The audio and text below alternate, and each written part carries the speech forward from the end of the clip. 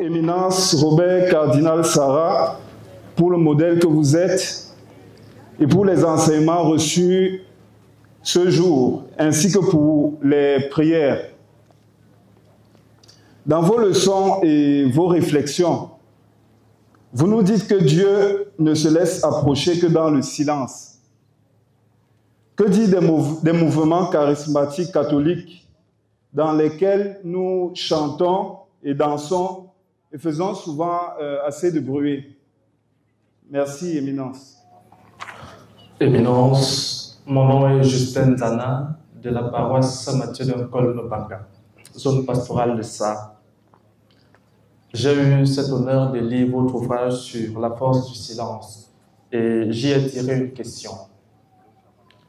Éminence, j'aimerais savoir comment est-ce possible de vivre concrètement le silence dans un monde trop bruyant où nous vivons aujourd'hui, quand nous savons que les églises envahissent nos alentours, des maisons où nous avons des nouveau-nés, des églises de réveil qui bruitent trop à tue-tête à longueur de journée, soi-même ayant des oufers qui chantent et qui bruitent toute la journée, sous le regard impuni des autorités.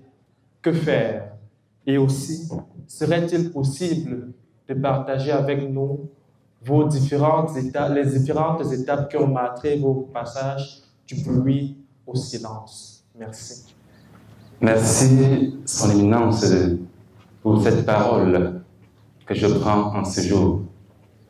Je suis Max Ombebiloa, jeune du diocèse d'Obala, membre du chœur diocésain, comme vous le constatez. Je suis également membre de l'aumônerie des jeunes de la paroisse d'Obala. Marie-Mère de Dieu, Son Éminence, comment s'engager aujourd'hui véritablement lorsque les frustrations que le jeune vit dans la société ont aussi un impact dans sa vie de foi? Par exemple, le sous-emploi. On peut avoir la compétence ou des compétences et des diplômes, mais on est rejeté par toutes les sociétés et entreprises parce qu'on n'a pas un parent qui serait un grand. Comment s'engager véritablement, Son Éminence, lorsqu'on n'est pas sûr d'avoir à manger chaque jour? Merci. Éminence Robert Cardinal Sarah, merci pour ce temps de grâce que vous m'accordez pour m'exprimer ici. Je me nomme Nomo Elundu Matin, enfant de cœur de la paroisse Sainte-Marie, Mère de Dieu d'Obala. Les jeunes d'aujourd'hui sont attirés par ce qui bouge, par exemple la musique dansante. Au Cameroun, on a le mbolé, un rythme nouveau qui fait bouger. Or, nous constatons que dans l'église, c'est trop méditatif et pour nous, c'est un peu mort. Face à cela, plusieurs jeunes entrent dans les églises dites de réveil et plusieurs créent les leurs. Je voudrais donc demander, Éminence, s'il n'y a pas une méthode plus pratique qui pourra mieux attirer les jeunes aujourd'hui plutôt que le silence et la méditation, étant donné que les jeunes ont de plus en plus peur du silence. Merci. La première question voudrait savoir comment est-il possible d'affirmer que Dieu, on s'approche de Dieu que par le silence, alors qu'il y a beaucoup de mouvements charismatiques qui prétendent aussi s'approcher de Dieu par le bruit.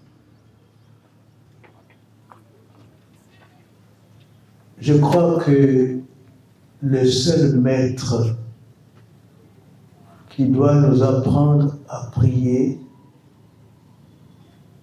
ce ne sont pas les charismatiques, ce ne sont pas les mouvements qui font du bruit, c'est Jésus lui-même. Les apôtres ont vu Jésus prier et ils lui ont demandé, Seigneur, apprends-nous à prier.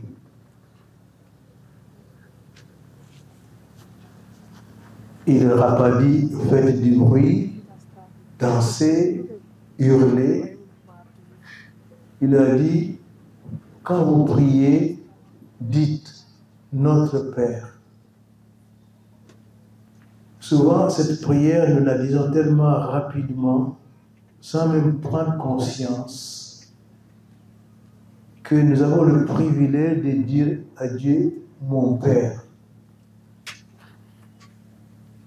Et si c'est mon Père, je dois m'approcher à mon Père avec respect, avec dignité, avec sacralité, avec noblesse. Et lorsqu'il a dit, quand tu veux prier, qu'est-ce qu'il faut faire?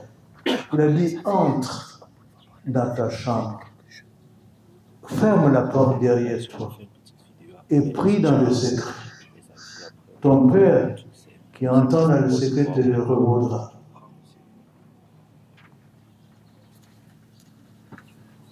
Et tout ce qui a suivi Jésus, les apôtres, le père de l'Église, dont Saint Cyprien, qui est un père de l'Église d'Afrique, nous recommande le silence. On ne hurle pas devant une grande personnalité. Mais on s'approche avec respect, avec dignité, avec amour. Donc, quel que soit le monde qui les attire, c'est très bien. Mais est-ce qu'il les mène vers Dieu? Je ne sais pas. Nous ne sommes pas faits pour attirer du monde. Non. Nous sommes faits pour conduire les gens à Dieu, pas pour attirer, pour qu'on remplisse nos églises des gens qui s'amusent. Non. Et donc, voilà ce que je dirais.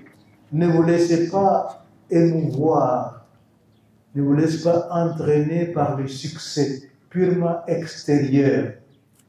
Vous savez, Jésus n'a jamais eu de succès.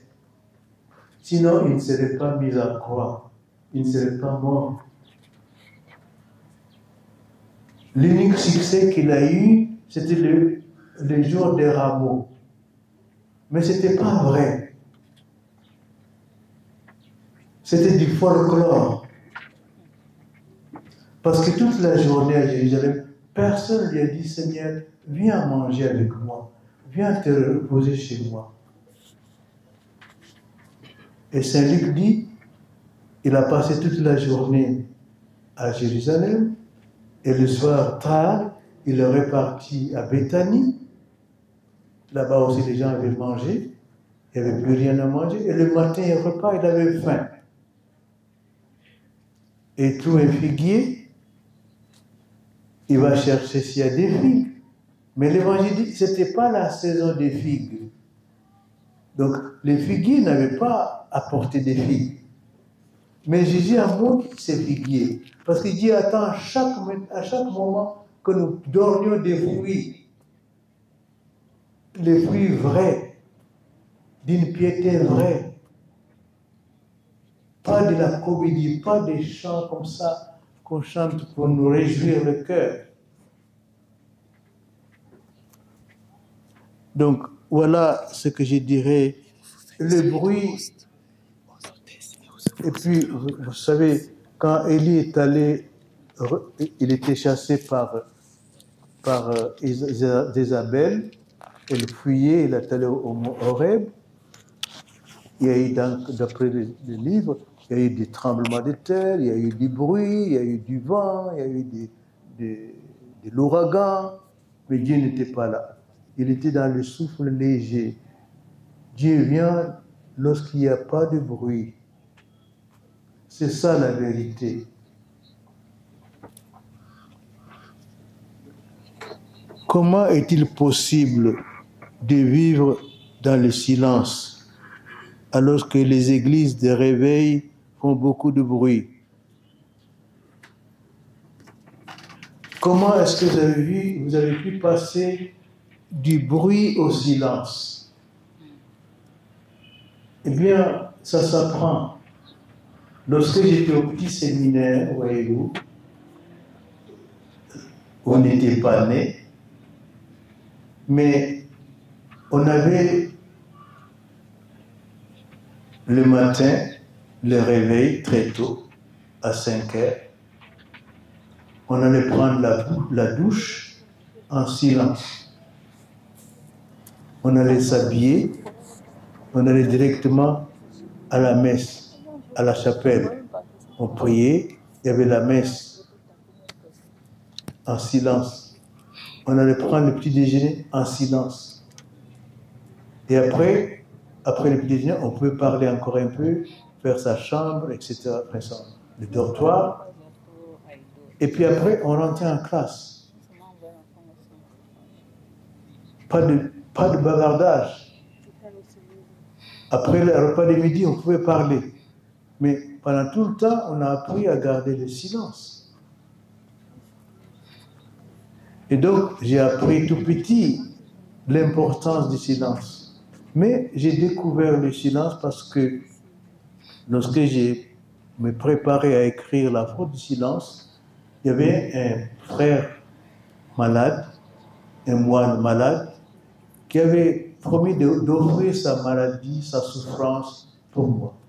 Donc je suis allé le voir. Il était atteint de sclérose, il s'étouffait petit à petit, ses muscles se durcissaient petit à petit, son cœur s'est fermé petit à petit, et ne pouvait plus parler. Et moi, j'étais à côté de lui, j'ai prié, et lui remuait les lèvres seulement. Ce malade m'a appris qu'on peut prier sans la voix. Non vox, cette beauté. Sans la voix. Et c'est moi de participer à ma prière. Et j'allais le voir 2, 3 fois, et il est mort à 37 ans. Très jeune. Mais également, j'ai téléphoné à la Grande Chartreuse. Les Chartreux, ce sont des moines qui ont été fondés par Saint Bruno, qui sont en silence toute la journée. Ils mangent seuls. Ils prient ensemble à partir de minuit et quart jusqu'à 3h moins le quart. Après, ils vont se coucher un peu. Ils se réveillent à 6h pour prier les laudes. Après, pendant une demi-heure, ils se prosternent devant l'autel pour se préparer à la messe. Et pendant 3-4 jours, j'ai parlé avec le prieur de son expérience du silence. Parce que c'est des gens qui vivent absolument dans le silence. Ils sont très heureux. Et donc, j'ai appris le silence par ces moines qui mouraient et par le prieur de la Grande Chartreuse.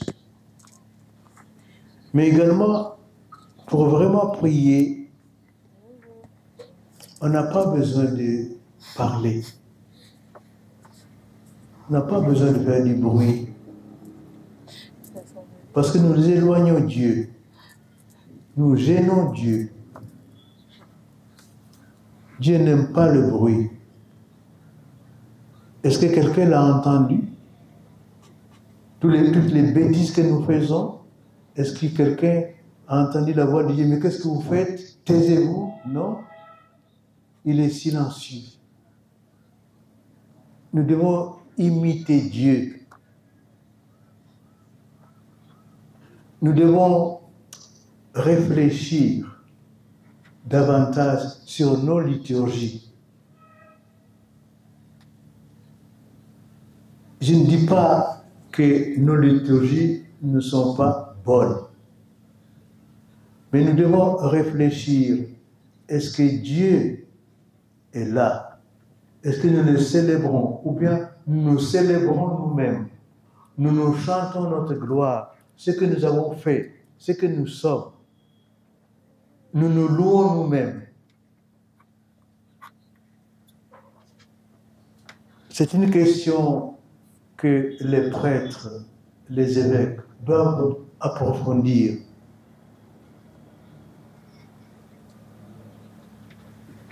Parce qu'il n'est pas difficile d'abandonner Dieu. Il n'est pas difficile de nous éloigner de Dieu. Mais il est facile de nous louer nous-mêmes, de louer notre œuvre, de ce que nous faisons, de la belle voix que nous avons, nous faire entendre. Donc, moi, j'ai appris petit. Et puis au séminaire, et puis plus on était au grand séminaire, c'est la même chose, voyez-vous. Alors voilà la deuxième réponse. Comment s'engager lorsque nous n'avons pas de travail, lorsque nous sommes rejetés, lorsque nous ne savons pas comment trouver à manger le lendemain? Comment s'engager envers Dieu, envers l'Église? Mais regardons Jésus. Il n'avait pas même où poser sa tête. Il était pauvre. Mais il s'était engagé vis-à-vis de son Père. Il a fait du bien aux autres. Il a guéri les malades. Il a ressuscité les morts.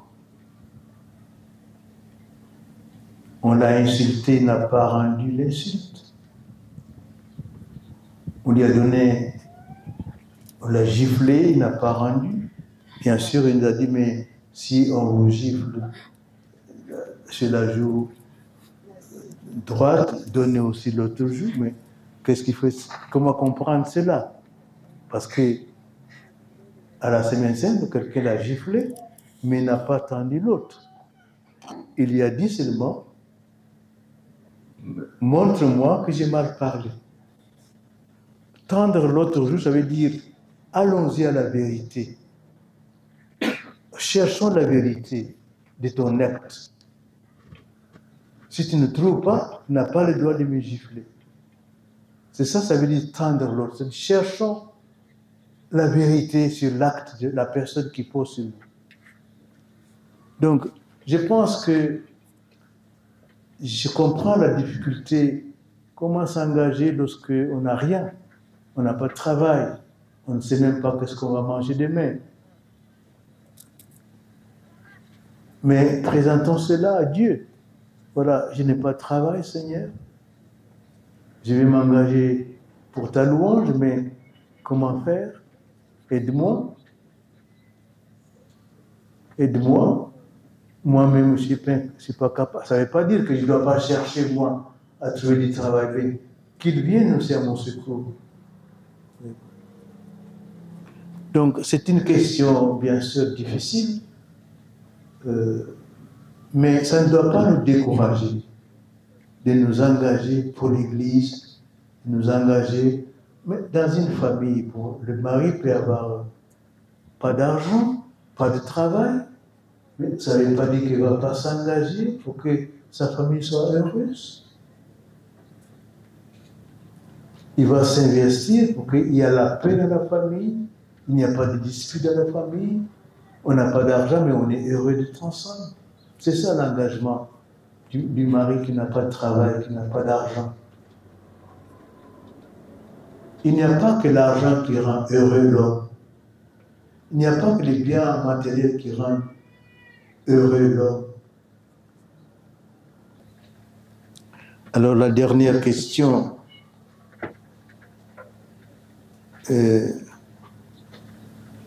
comment faire pour mieux attirer les jeunes au silence?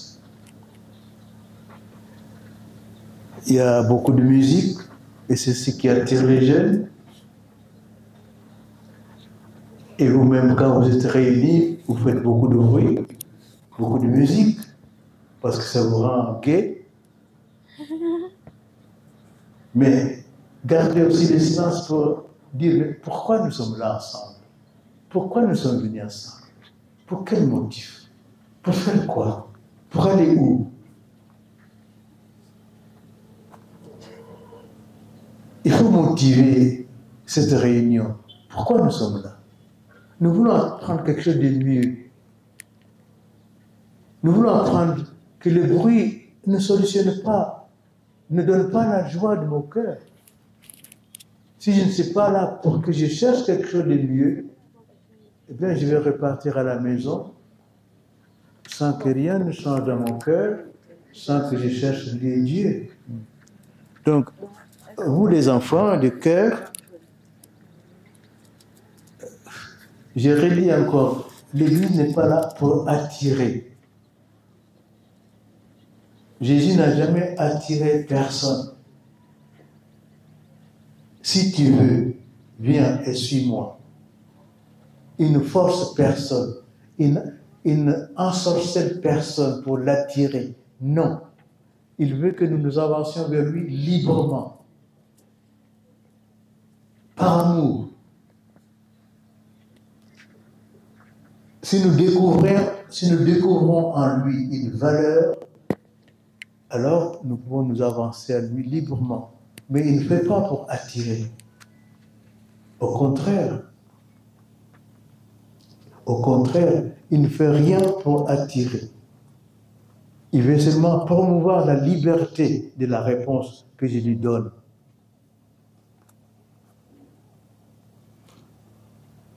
C'est comme si vous cherchez à épouser une jeune fille. Si vous l'attirez uniquement par votre extérieur, vous la trompez. Que la jeune fille vous connaisse. Qu'est-ce que vous avez dans le cœur, au-dedans de vous? Quels sont vos défauts? Quelles sont vos valeurs? Dites-lui librement qui vous êtes. Mais ne la trompez pas. La jeune fille, pareillement. Il ne faut pas seulement attirer la personne par ma beauté, par ma parole, par ma façon de parler. Il faut que la personne découvre en moi une richesse qui va compléter sa propre richesse.